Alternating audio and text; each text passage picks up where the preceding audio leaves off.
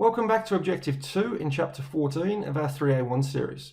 In this objective, we'll explain specifically the nature and sources of corrosion on the water side of boilers, which will include caustic corrosion, hydrogen damage, and oxygen pitting. So for the three that we need to discuss, our caustic corrosion is one that we've seen before, and this is the same as caustic embrittlement, caustic corrosion, caustic gouging, that kind of idea. We're also going to take a quick look at hydrogen damage again, that we mentioned in the previous objective, and the types of those was either embrittlement, blistering, or cracking. And then finally, we'll mention pitting caused by oxygen. So for our first one then, caustic corrosion, this occurs and it's a type of stress corrosion cracking.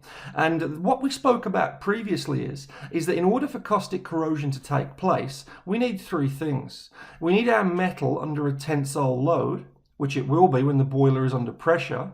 We need the water to have an embrittling characteristic, which means it's going to have some free caustic in the water as well as generally a high pH.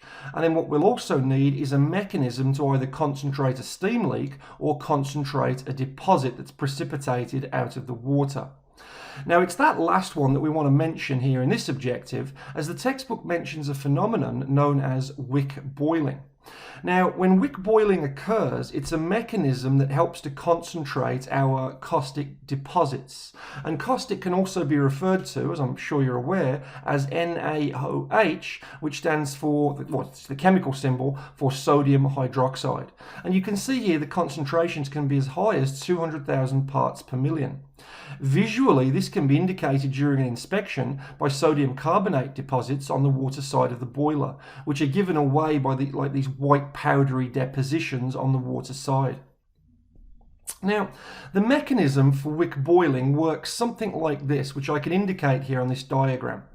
Now, we've got our metal here at the very bottom of our diagram, and the metal is then going to have a protective oxide layer over it. Most notably, of course, magnetite, where black rust is the good rust. We want it.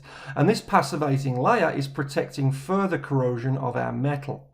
Now, what occurs now is we get another deposit on top of our protective layer. And this deposit can be our caustic deposit or a sodium hydroxide deposit. And this deposit is porous. Now this can occur for a variety of different reasons, and we'll talk about this specifically when we do 3B1 and talk about water treatment. So we won't go into the mechanism how it gets deposited at the moment, we'll just talk about what occurs underneath it. Now, because this caustic deposit is porous, which means water is able to pass through it, water on the water side of the boiler, as you can see here by these channels on the diagram, water passes down through these channels and then gets down to and makes contact with our metal and the protective oxide layer. As soon as the water contacts the heating surface of the boiler, it's going to boil. It will generate steam, and now the steam passes back up and out of the porous oxide layer, back onto the water side, where it will then separate out of the water and the steam. Now, what occurs as this mechanism is cyclical, where our water makes its way down, water boils, makes steam, rises back up, is that when the water boils in contact with the metal, it's going to leave behind all of the deposits in the water, or I should say all of the suspended solids or dissolved solids in the water. Now, our total dissolved solids are going to include things like our sodium hydroxide, i.e. our caustic. So over time, this porous oxide layer is going to build up and up and up. And then over time, what we get occurring is, due to a high concentration of caustic, we end up getting under-deposit corrosion, which shows itself as caustic gouging, which looks like a great big sort of finger gouge has been taken out of the metal as the caustic has concentrated on the metal surface. This phenomenon in boilers is referred to as wick boiling. Now, how do we sort of protect against this? Well, there's three ways in which we can do this. First, here on this slide, minimize the entry deposit forming materials by closely monitoring the boiler water pre-treatment. So what does that mean? That literally means maintain only the amount of caustic in the water that you need to as per your water treatment program. Don't over-inject caustic, for example. Don't maintain high pHs, don't maintain high TDS values. Second, periodic chemical waterside cleanings.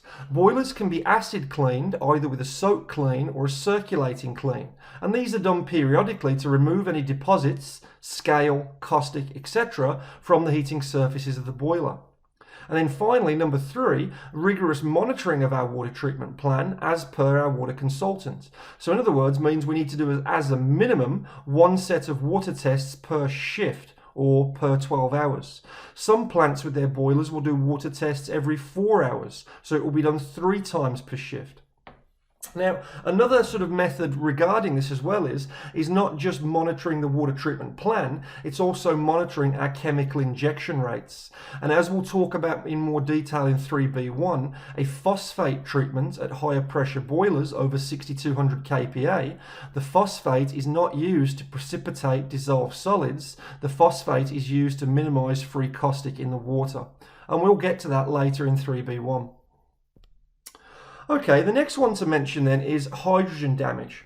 We've spoken about hydrogen damage previously, and we said there were 3 types of it. That was embrittlement, blistering, and cracking. Hydrogen damage is going to be caused typically by operating the boiler at a low pH. Now, how low is low? Any boiler operating needs to be between a pH of 8.5 and 12.7. So if our pH drops below 8.5, we are starting to cause hydrogen damage, as when acids start to form below a pH of 7, acids are simply a concentration of hydrogen ions in solution. Now these hydrogen ions, as we've talked about before, they are now going to diffuse, i.e. pass into the metal, and they're either going to distort the metal lattice structure or form their way along grain boundaries and then force cracks to open up, or build up all together inside the metal, increase the pressure inside the metal, and now push out and form blisters. These were the 3 types that we mentioned in our previous objective. Now, what can we do about hydrogen damage? Because it can be hard to spot. First, operation of our hydrogen zeolite softeners and demineralizers. Well, how is that going to affect it? Well, hydrogen zeolite softeners and demineralizers, they use sulfuric acid to regenerate their cation exchanges. And if they're using sulfuric acid, to regenerate those exchanges, if we have breakthrough or we inject too much acid that it washes past, then we can end up putting this acid into our boiler. That would radically drop the pH, cause a hydrogen ion solution, and we're now going to be getting, of course, hydrogen damage.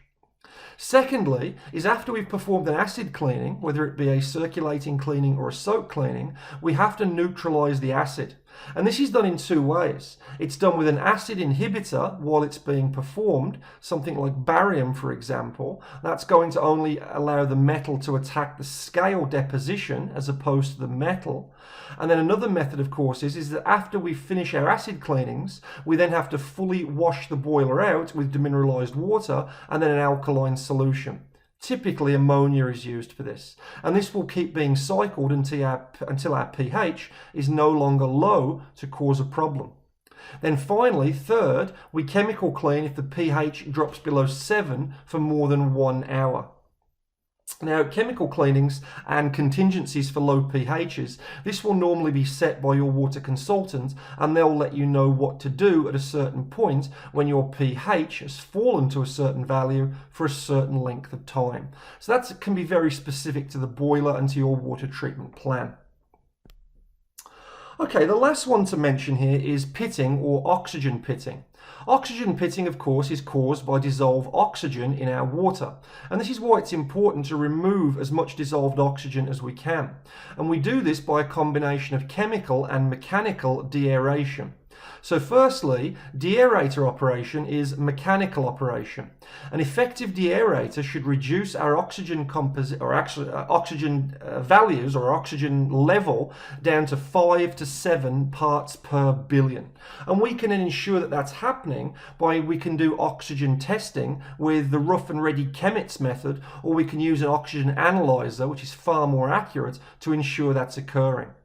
Secondly, with chemical deaeration, we can either add our common sodium sulfite, which is an oxygen scavenger, or if we're operating at pressures typically more than 5 to 6,000 kPa, we'll typically end up injecting some sort of hydrazine derivative, something like eliminox, hydrazine, ethyl ketoxamine, hydroquinone, something like that as an oxygen scavenger.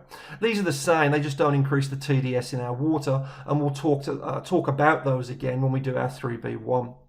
All of our chemical treatment plans, of course, must be strictly regulated, and as well as proper layup procedures, whether it be a dry layup or a wet layup when the boiler is being taken out of service for any length of time. And again, we'll talk about layups and layup procedures when we do our 3B1. Okay, so what conditions can actually promote oxygen pitting? Well, first of all, if we have irregularities upon our surface, what can the irregularities be? Damage, scratches, dents, dings, corrosion, things like this. Second, damage to the actual coating. A lot of metals that we use in vessels and boilers and things, we will inject things like corrosion inhibitors or things of that nature, or even have protective coatings upon them. If the coating is damaged, then that can certainly go ahead to promote your oxygen pitting problem. Third is our oxide layer damage. If our magnetite layer, for example, is damaged, then that's going to increase the chance of oxygen pitting. Fourth, when we have free oxygen at the surface, which of course we don't want in a boiler, but we can certainly get this as in things like process vessels and things of that nature. And then finally, galvanic action that we spoke about in our previous objective, where galvanic action, of course, requires those three things to be promoted. That is our common electrolyte, our complete conducting path that allows the flow of electrical current, and then two dissimilar metals or two dissimilar sites, i.e. that will set up our anode and our cathode sites. So that's it for Objective 2, a fairly quick one which does mention a lot of what we've spoken about previously, but just more of a focus here really on boilers. And we'll get into all of this again in a bit more detail when we do our 3B1 and we look at water treatment and the chemicals that we use to protect against things like this. Okay, so give Objective 2 a quick read, it's only a couple of pages, and then when you're ready, let's move on and take a look at Objective 3. So, see you back in a bit.